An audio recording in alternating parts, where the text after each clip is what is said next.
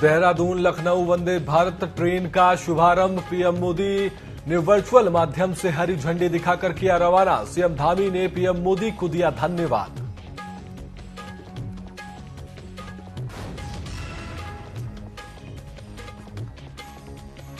CM Dhami ने मुख्यमंत्री राज्य पशुधन मिशन के लाभार्थियों को बांटे चेक। आंचल शहद की भी की शुरुआत। सीएम ने लाभार्थियों को दी बधाई।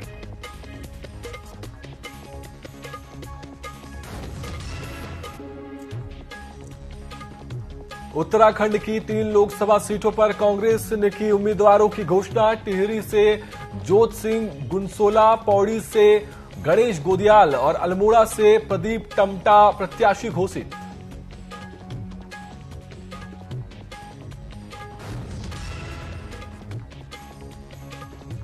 मुख्य निर्वाचन अधिकारी की राजनीतिक दलों के साथ हुई बैठक। चुनाव प्रचार में सिंगल यूज प्लास्टिक का इस्तेमाल नहीं करने की अपील।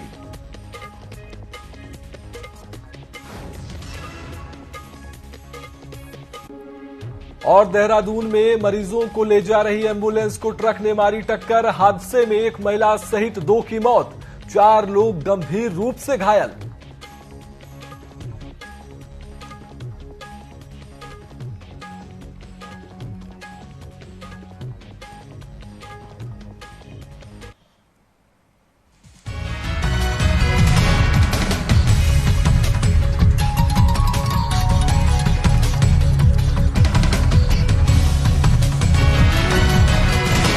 नमस्कार, मैं सिद्धांत और स्वागत है आपका न्यूज अपडेट में। तो रुक करेंगे देहरादून का, जहां से बड़ी खबर निकलकर सामने आ रही है। तो आपको बड़ी खबर बता दें देहरादून से, जहां पर कांग्रेस ने लोकसभा चुनाव के प्रत्याशियों की घोषणा कर दी है। तो ये बड़ी खबर आपको बता रहे हैं, जहां पर कांग्रेस ने लोकसभा प्रत्याशियों की घोषणा कर दी है। उत्तराखंड की 5 लोकसभा सीटों में से 3 पर अपने प्रत्याशी कांग्रेस ने उतार दिए हैं। तो ये बड़ी खबर निकलकर सामने आ रही है, जहां पर कांग्रेस ने उत्तराखंड में अपने उम्मीदवारों के नाम की घोषणा कर दी है। पौड़ी से गणेश गोदियाल को उम्मीदवार बनाया गया है।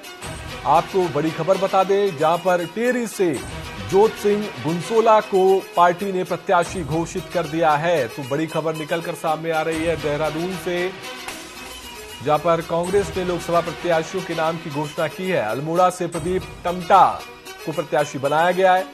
तो अल्मोड़ा से प्रदीप टमटा को प्रत्याशी कांग्रेस पार्टी ने घोषित कर दिया है लोकसभा चुनाव के लिए। कांग्रेस ने प्रत्याशियों की ये सूची जारी की है, जिसमें इन प्रत्याशियों के नाम शामिल है। तो ये बड़ी खबर देहरादून से हम आपको बता रहे हैं, जहां पर कांग्रेस ने लोकसभा चुनाव के प्रत्याशियों की घोषणा कर दी है। इस घोषणा में उत्तराखंड की 5 लोकसभा सीटों में से 3 पर अपने प्रत्याशियों के नाम का ऐलान यहां पर कांग्रेस पार्टी ने कर दिया है। लोकसभा चुनाव नजदीक है, जिसको लेकर अब कांग्रेस पार्टी ने 5 में से 3 सीटों पर अपने उम्मीदवार घोषित कर दिए हैं। पौड़ी से गणेश गोदियाल को अपना उम्मीदवार बनाया है।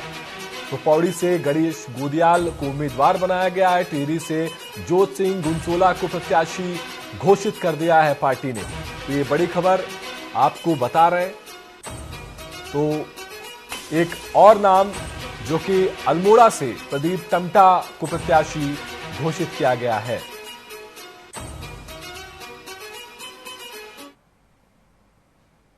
तो रुक करेंगे खबरों का, जहां पर मसूरी में कैबिनेट मंत्री गणेश जोशी ने 266.15 लाख की लागत की विभिन्न विकास कार्यों का शिलान्यास किया है। मसूरी में आयोजित शिलान्यास कार्यक्रम के दौरान विधानसभा वासियों ने गणेश जोशी का फूल मालाओं से स्वागत किया है। वहीं गणेश जोशी ने संबंधित कार्यदायी संस्था के अधिकारियों को योजना को समय पर पूर्ण करने और निर्माण कार्यों के दौरान इस्तेमाल सामग्री की गुणवत्ता की विशेष ध्यान रखने को निर्देशित किया है। इसके साथ ही उन्होंने कहा कि मुख्यमंत्री पुष्कर सिंह धामी के नेतृत्व में राज्य सरकार संकल्प के साथ कार्य कर रही है। उन्होंने कांग्रेस पार्टी पर हमला बोलते हुए कहा कि कांग्रेस पार्टी डूबता हुआ जहाज है और कोई भी समझदार व्यक्ति डूबते हुए जहाज पर बैठना नहीं चाहेगा।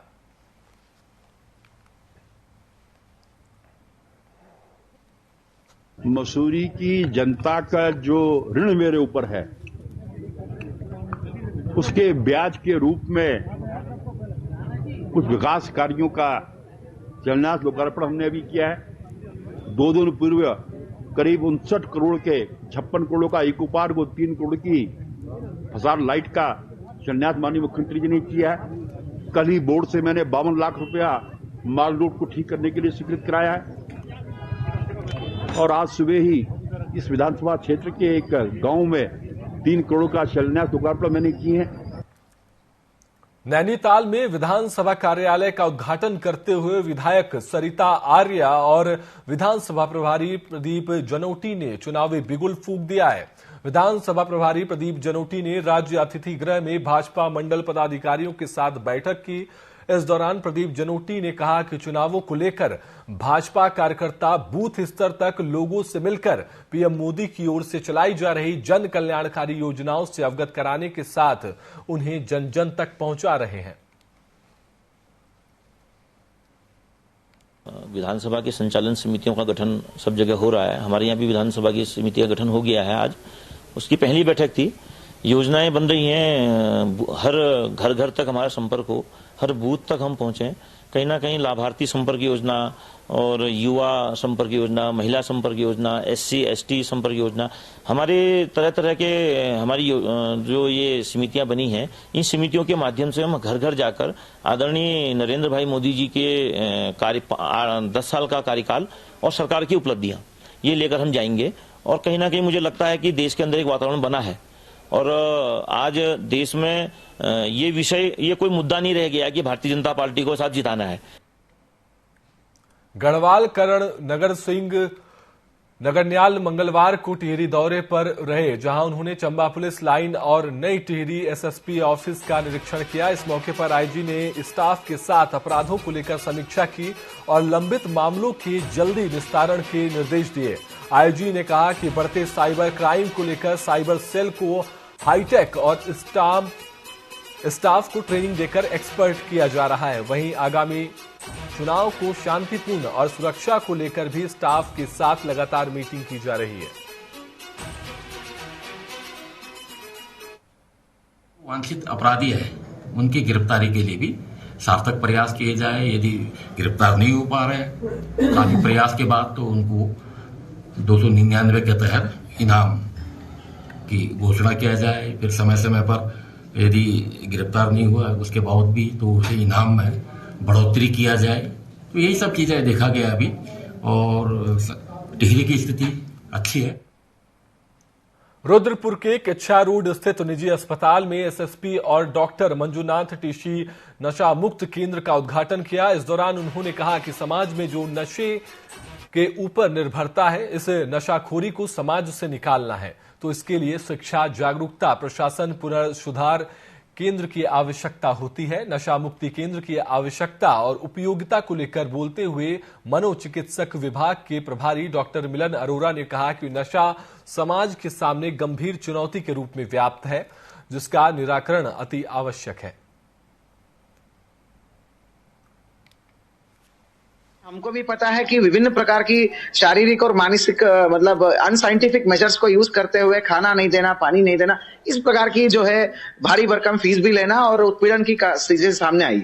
हम हमेशा डिमांड करते थे डॉक्टर साहब से कि साहब एक साइंटिफिक रूप से जो रिहैबिलिटेशन का जो एक सेंटर है बनना चाहिए। आज इसका एक सपना जो है सफल हुआ है, क्योंकि हम अगर सारे परिवार मिलकर एक आदतन नशाखोरी को एक तरफ ले आना चाह रहे हैं तो रिहैबिलिटेशन इंपॉर्टेंट टूल है। देहरादून से मरीज को लेकर नवाबगंज बरेली जा रही एम्बुलेंस को जाफरपुर गांव के पास ट्रक ने टक्कर मार दी। इस दुर्घटना में एम्बुलेंस में सवार महिला मरीज और उसके पुत्र की मौत हो गई है। हादसे में 4 लोग गंभीर रूप से घायल हो गए हैं, जिन्हें उपचार के लिए भोजीपुरा स्थित निजी अस्पताल ले जाया गया है। मामले की जानकारी मिलने पर पुलिस ने जिला चिकित्सालय पहुंचकर मृतका के शव को अपने कब्जे में ले लिया है।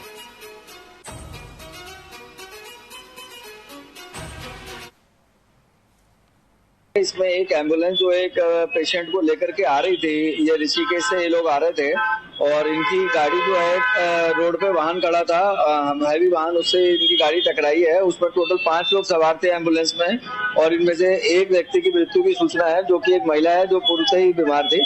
तो उनमें पंचायतनामा पोस्टमार्टम की कार्रवाई की जा रही है। बाकी 4 लोगों को भी चोट है जिनका उपचार कराया जा रहा है। उत्तरकाशी में जिला प्रशासन पूरी तरह से लोकसभा चुनाव की तैयारी में जुटा हुआ है। जिला निर्वाचन विभाग स्वीप कार्यक्रम के तहत मतदाता जन जागरूकता अभियान भी बड़े जोरों शोरों से चल रहा है। इसी बीच जिले के कई गांवों ने विकास नहीं तो वोट नहीं की चेतावनी दे दी है। दरअसल मंगलवार को नगरपालिका परिषद बड़ाहाट के वार्ड नंबर 8 कालेश्वर मंदिर जोशियाड़ा लोगों ने जुलूस निकालकर जिला कलेक्टर पहुंचे। इस दौरान उन्होंने डीएम के जरिए सीएम को ज्ञापन सौंपकर चेतावनी दी कि अगर जोशियाड़ा जल भराव का समाधान नहीं किया गया तो वार्डवासी लोकसभा और नगर पालिका चुनाव का पूरी तरह से बहिष्कार करेंगे। हमारा जो चुनाव बहिष्कार है इस कारण है कि हमारे इलाके में जोशियाड़ा क्षेत्र में कालेश्वर मंदिर मार्ग में कोई भी विकास नहीं हो रहा है। पिछले 23 साल से हम लोग हर महीने हर डेट को यहाँ पर आ रहे हैं, लेकिन किसी ने कोई सुनवाई नहीं की है। 8 जिलाधीश महोदय चले गए हैं, लेकिन वो भी आश्वासन दिया उन्होंने और दे के चले गए हैं। 9 साहब आए, अब देखते हैं क्या होता है। एनएम का जो पानी आता है उसके साथ में बहुत मलबा इत्यादि आता है, जिससे कि हम लोगों के घरों में वो जमा हो जाता है। विगत 22-23 वर्षों से हम लोग जिला मुख्यालय के नजदीक रहने से भी हमारी मांगे पूरी नहीं हुई है और कई बार हम चिल्ला चिल्ला के यहाँ तक आ गए हैं और 9 बार हमारे जिलाधिकारी बदले गए हैं। अभी 9 जिलाधिकारी जी हैं और हमने कई बार हमारी मांग पूरी नहीं हुई है और हम लोग बहुत परेशान हैं। वहाँ पर जो है अभी नदी जैसे बरसात हो जाएगी तो पानी इकट्ठा हो जाता है, जिससे वहाँ पे आने जाने में बहुत दिक्कत होती है। तो हम तो परेशान होके बहुत ज्यादा से मैं तो अपना मकान बेचने को भी तैयार हो रखी। मैंने पूरी जगह भी बेच दिया। बिकना भी कहाँ से है वो? इतना पानी, इतना रास्ता देखो आप जाके कितना खराब है। बहुत ज्यादा परेशान है। अगर इस काम नहीं हो तो हम तो वोट को बिल्कुल बहिष्कार करेंगे। बहुत ज्यादा हम भी किसी को भी वोट नहीं देंगे। हमारे वोट जब हमने खुद ही सड़ना है गलना है तो हम वोट क्यों दे? किसको दे? तो हम तो परेशान। देहरादून के एक निजी होटल में राज्य स्तरीय बैंकर्स समिति की 28वीं विशेष बैठक का आयोजन किया गया। इस बैठक में विभिन्न बैंकों के अधिकारी शामिल हुए। बैठक में बतौर मुख्य अतिथि के रूप में उत्तराखंड के वित्त मंत्री प्रेमचंद अग्रवाल ने शिरकत की। वहीं वित्त मंत्री ने बैठक को संबोधित करते हुए कहा कि हम सभी का ध्येय यही होना चाहिए कि सरकार की ज्यादा से ज्यादा योजनाओं का लाभ जनता को मिले। उन्होंने कहा था कि बैंकिंग के क्षेत्र में उत्तराखंड में पहले की अपेक्षा में काफी सुधार आया है।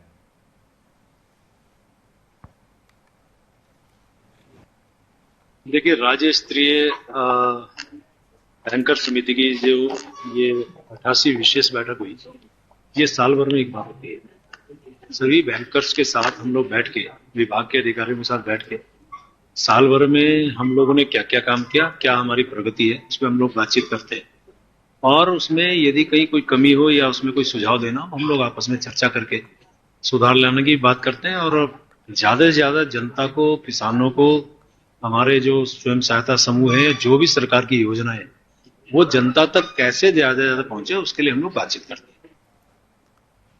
रुद्रप्रयाग में वनाग्नि से होने वाले नुकसान और इसकी सुरक्षा को लेकर वन पंचायत सरपंच उखीमठ पवन राणा ने कई पहल की है, जहां उन्होंने स्थानीय मातृशक्ति के साथ ही लगातार सार्थक संवाद करते हुए उन्हें वनों की सुरक्षा को लेकर जागरूक करने का कार्य किया जा रहा है। इनकी इस पहल में मातृशक्ति उनका साथ दे रही है। इसके साथ ही जंगल में आग लगाने वालों पर निगरानी भी की जाएगी और वन विभाग के साथ मिलकर कार्रवाई के प्रयास किए जा रहे हैं।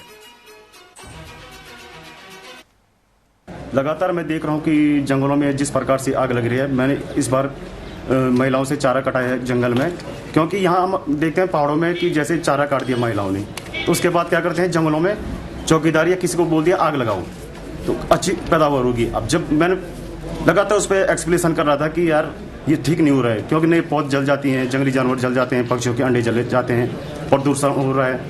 आप देख रहे होंगे कि परसों मैंने देखा काली माट के ऊपर बहुत भयंकर आग लगी हुई थी। जब मैं अपने यहाँ सभी महिलाओं से कसम खिला सकता हूँ कि कोई भी जंगल में आग न लगाए।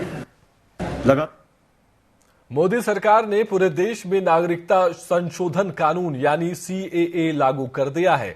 धर्मनगरी हरिद्वार के साधु संतों ने मोदी सरकार के इस फैसले का स्वागत किया है। CAA लागू होने के कारण साधु संतों ने कहा कि इस कानून के लागू होने के बाद अन्य देशों में उपेक्षित हिंदुओं को भारत की नागरिकता मिलेगी। पाकिस्तान और बांग्लादेश जैसे देशों में अल्पसंख्यक हिंदुओं पर होने वाली प्रताड़ना पर रोक लगेगी। इसके साथ ही साधु संतों ने यह भी कहा कि 1947 में हुए भारत विभाजन के बाद हिंदुओं को कहीं भी शरण नहीं मिल रही है। अब अन्य देशों में शरणार्थी हिंदू फिर से भारत वापस आएंगे और इस साहसिक कदम के लिए वो प्रधानमंत्री नरेंद्र मोदी का आभार व्यक्त करते हुए भी नजर आए। 4 साल पहले ये होमवर्क चला था, उसके ऊपर लोगों ने इस पे टिप्पणी करी थी और धरने भी दिए थे, लेकिन आज जो फैसला आया है कल शाम, ये हम भारतवासियों के लिए बहुत उत्सव का विषय है।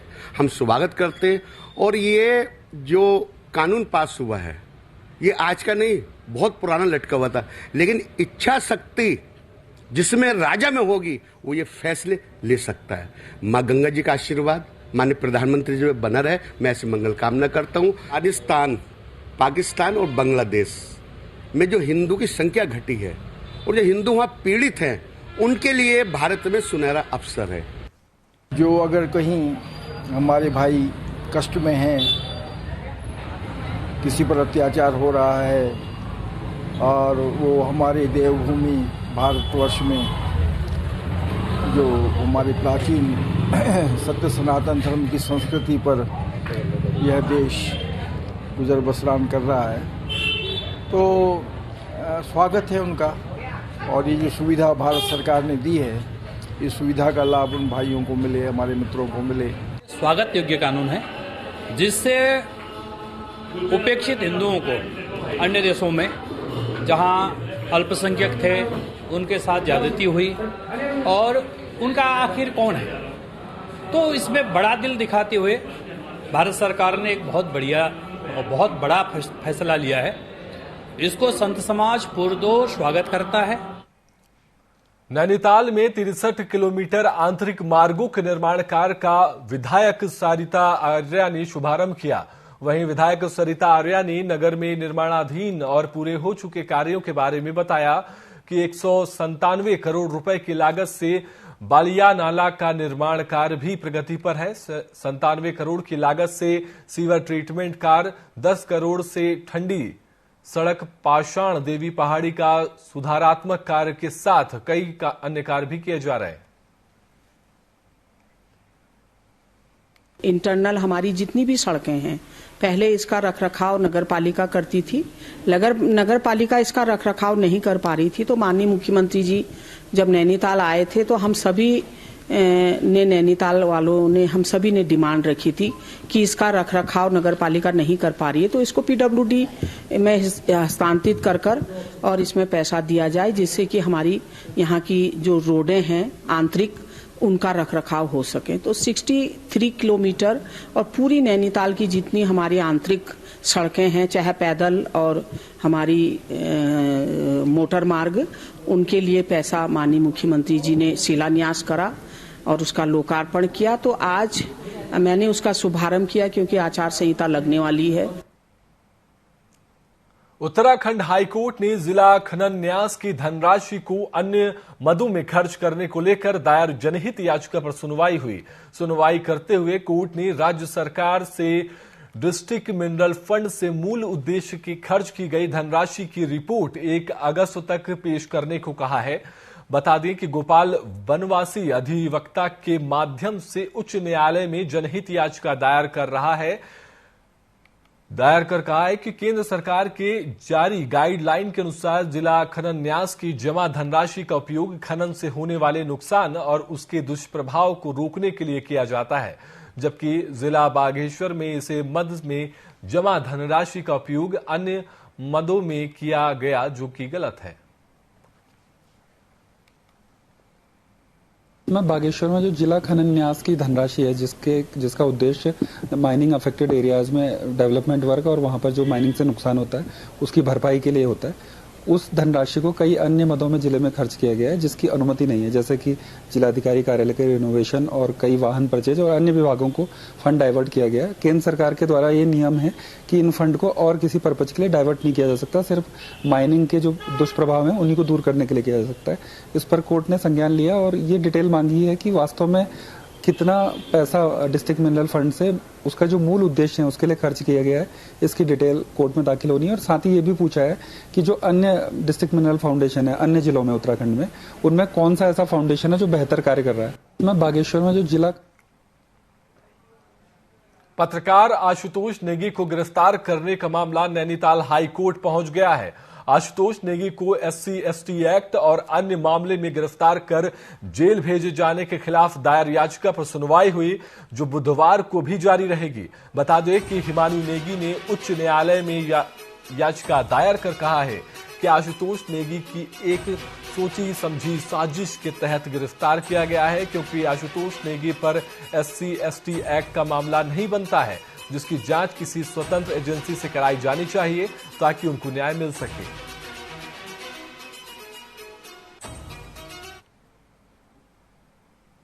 आशुतोष नेगी जो एक पत्रकार हैं जिनके ऊपर जो है SC/ST का एक मामला लगा के उनको अरेस्ट किया गया, और उसी बीच में एक अन्य FIR के द्वारा उनके ऊपर जो है कतिपय की पुलिस के कार्य में अवरोध करने के संबंध में एक FIR दर्ज की गई।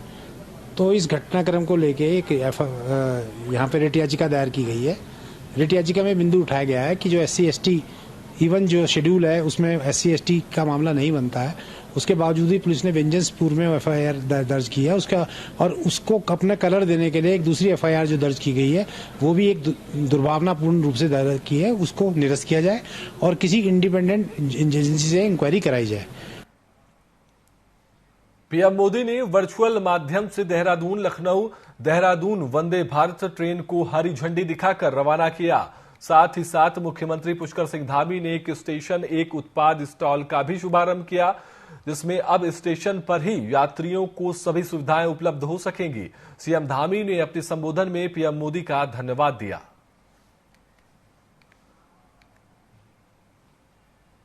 बहुत सुखद दिन है, बहुत ऐतिहासिक दिन है कि दो प्रदेशों की राजधानी हमारे पूर्व प्रदेश यानी कि उत्तर प्रदेश और उत्तराखंड दोनों को जोड़ने का काम ये वंदे भारत ट्रेन करेगी, और इसका सफर महज 8 घंटे में पूरा हो पाएगा। भाइयों बहनों, हमारी सरकार वोकल फॉर लोकल पर आधारित एक जनपद 2 उत्पाद का संचालन प्रदेश के सभी 13 जनपदों में किया जा रहा है। अब इस योजना के दूसरे रूप में आदरणीय प्रधानमंत्री मोदी जी के नेतृत्व में एक स्टेशन एक उत्पाद रेलवे के द्वारा भी शुरू किया जा रहा है। इस योजना के माध्यम से हमारे स्थानीय उत्पाद बनाने वाले कारीगरों को, कुम्हारों को, बुनकरों को, शिल्पकारों को आजीविका के अवसर प्रदान होंगे।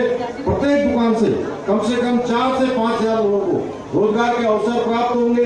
इसके साथ ही उत्तराखंड के 2 स्टेशनों पर जन औषधि केंद्र के शुभारंभ से यात्रियों को सस्ती दरों पर दवाइयां मिल सकेंगी। भाइयों बहनों, हमारी डबल इंजन की सरकार अंतिम छोर में खड़े व्यक्ति तक विकास की मुख्य धारा को जोड़ने के लिए योजनाओं को धरातल पर उतारने के लिए काम कर रही है। लोकसभा चुनाव के लिए बहुत कम समय बचा है। ऐसे में एक ओर जहां कांग्रेस लोकसभा सीटों पर प्रत्याशियों को लेकर मंथन कर रही है, तो वहीं दूसरी ओर भाजपा ने उत्तराखंड की 5 लोकसभा सीटों में से 3 सीटों पर उम्मीदवारों की घोषणा कर दी है। वहीं इस मुद्दे पर जुबानी जंग भी तेज हो गई है।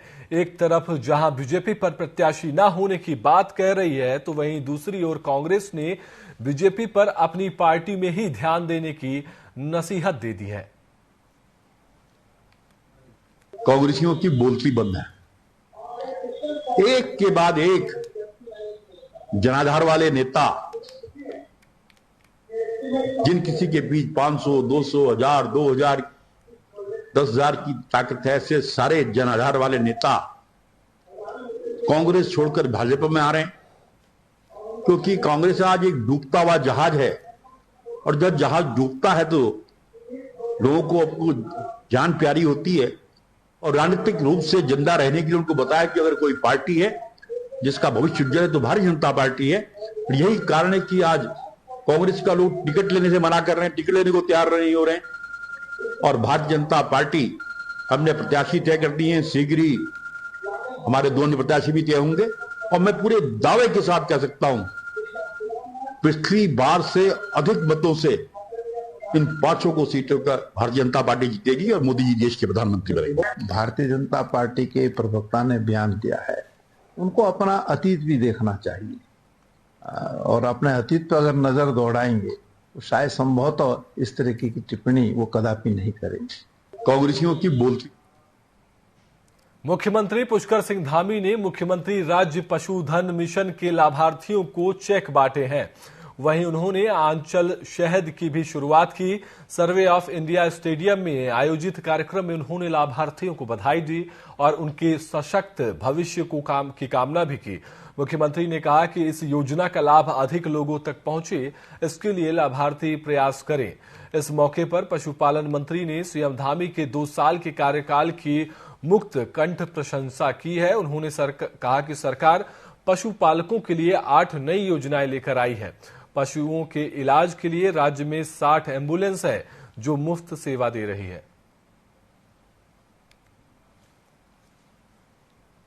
उसको पूर्ण करने के लिए हमने ये योजना लॉन्च करी थी, मुख्यमंत्री पशुधन योजना, जिससे कि कभी भी कोई स्टेट के पास अपनी एक योजना हो जिससे पशुपालकों को हम भलाई कर सकें, पशुपालकों को हम योजनाओं से लाभान्वित कर सकें। उस सापेक्ष हमने ये योजना लॉन्च करी थी। हमको लगभग 1800 लोगों ने अभी तक इसमें अप्लाई किया हुआ है। 1500 लोगों की योजनाओं को लगभग हमारे जो बैंक्स हैं उनको स्वीकृति मिली है और 180 लोगों की फाइनल स्वीकृति मिलकर हमने 4 करोड़ 8 लाख रुपए इस योजना के अंतर्गत वितरण कराया है और 180 लोग उसमें लाभान्वित हुए हैं। कोशिश हमारी यही है कि जो पूरे के पूरे 1800 लोग हैं इनको इस वर्ष में हम लाभान्वित कर दें। मोदी सरकार ने देश में नागरिकता संशोधन कानून सीएए की अधिसूचना जारी कर दी है। लोकसभा चुनाव बेहद करीब है, इससे ठीक पहले केंद्र सरकार ने ये बड़ा फैसला लिया है। वहीं दूसरी तरफ विपक्ष इसको लेकर सरकार पर सवाल खड़े कर रहा है। कांग्रेस प्रदेश अध्यक्ष करण महारा ने कहा कि पिछले 10 साल में भाजपा के केंद्र में सरकार है। 10 साल से भाजपा ने सीएए लागू नहीं किया, लेकिन अब चुनाव की घोषणा है तो 2-3 दिन का समय रह गया है। तो ऐसे में बीजेपी ने चुनाव को प्रभावित करने के लिए और लोगों को डराने के लिए सीएए लागू किया है। देखिए, सीएए लागू जो किया गया है उसमें पहला ऑब्जेक्शन तो हमको टाइमिंग का है कि 10 साल के शासन में नरेंद्र मोदी और उनकी सरकार ने सीएए को लागू नहीं किया और जब बिल्कुल अंतिम दौर आ गया है और चुनाव की घोषणा बाकी है, इस समय सीएए को लागू करना मुझे लगता है कि चुनाव में वोटों के ध्रुवीकरण और लोगों को डराने की नीयत से लागू किया गया है। इसमें पूरे राष्ट्र में लागू नहीं हो रहा है। जो संविधान की 6ठी अनुसूची में जो राज्य शामिल हैं, 2019 के जो पूर्वोत्तर के ऐसे राज्य हैं जिनमें आदिवासी या हमारे ओबीसी के लोग हैं, एसटी के लोग हैं, उनको इससे बाहर किया जा रहा है। न्यूज अपडेट में फिलहाल के लिए इतना ही। आप देखते रहिए TV24। नमस्कार।